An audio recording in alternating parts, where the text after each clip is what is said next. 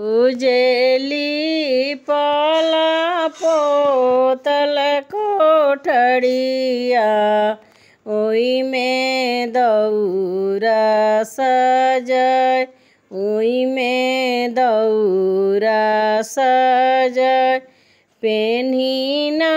महादेव पियरिया दौरा घाटे पहुँचाय दौरा घाटे पहुँचाय उजेली पाला पोतल कोठड़िया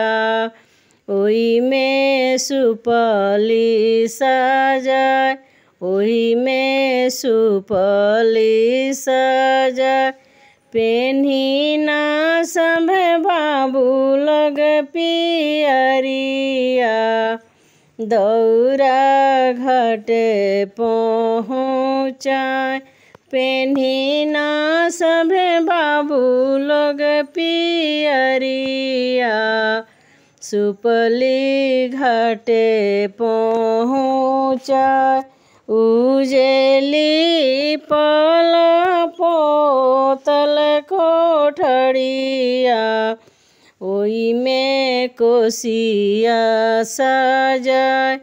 ओई में ऊखिया सजाय पेन्हिना गौरा देहि चुनरिया चली जमुना के घाट चली जमुना के घाट पेन्हिना